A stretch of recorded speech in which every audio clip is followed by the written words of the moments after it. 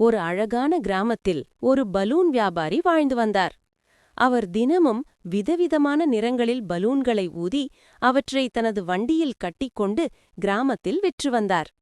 அந்த வியாபாரிக்கு ஒரு விசித்திரமான சக்தி இருந்தது. பலூன்கள் தங்களுக்குள் பேசிக்கொள்வதை அவர் கேட்க முடியும். ஒரு நாள் அவர் வீட்டில் பலூன்களை ஊதி வண்டியில் கட்டிக்கொண்டிருந்தார். அப்போது திடீரென்று ஒரு சிவப்பு பலூன் அவரிடம் பேச ஆரம்பித்தது. நான் மற்ற பலூன்களை விட மிகவும் அழகாக இருக்க வேண்டும், எனவே இன்னும் என்னுள் காற்றை நிரப்பி என்னை பெரிதாக மாற்றுங்கள் என்று கேட்டது. அதைக் கேட்ட வியாபாரி சிரித்துக்கொண்டு, இதற்கு மேல் உன்னை ஊதி பெரிதாக்கினால் நீ வெடித்து விடுவாய் என்று சொன்னார்.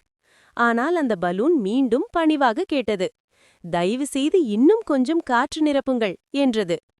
அந்த வியாபாரியும் சரி என்று நினைத்து அந்த பலூனில் மேலும் காற்று நிரப்பினார். அந்த பலூன் மற்ற எல்லா பலூன்களையும் விட மிகவும் பெரியதாகவும் அழகாகவும் மாறியது. அதனால் அந்த பெரிய பலூன் மற்ற பலூன்களை பார்த்து பெருமையாக பேச ஆரம்பித்தது.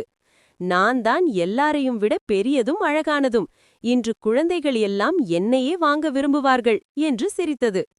அதை கேட்ட வியாபாரி, பெருமை பேசக்கூடாது என்று எச்சரித்தார். பிறகு அவர் அந்த பலூன்களை வண்டியில் கட்டிக்கொண்டு கிராமத்திற்குச் சென்றார். அங்கு விளையாடிக் கொண்டிருந்த குழந்தைகள் எல்லோரும் பலூன் பலூன் என்று ஓடி வந்தார்கள். அந்த குழந்தைகளுக்கு அந்த பெரிய சிவப்பு பலூன் மிகவும் பிடித்தது. ஒரு சிறுவன் அந்த பலூனை வாங்கிக் கொண்டு மகிழ்ச்சியாகச் சென்றான். அவன் அந்த பெரிய பலூனை வைத்து விளையாடிக் கொண்டு நடந்து கொண்டிருந்தான். அப்போது திடீரென்று அந்த பலூன் ஒரு சிறிய மரக்கிளையில் மாட்டிக்கொண்டது.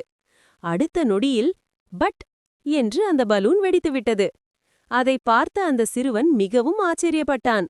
இதையெல்லாம் பார்த்து கொண்டிருந்த பலூன் வியாபாரி தனக்குள் சிரித்துக் கொண்டார்.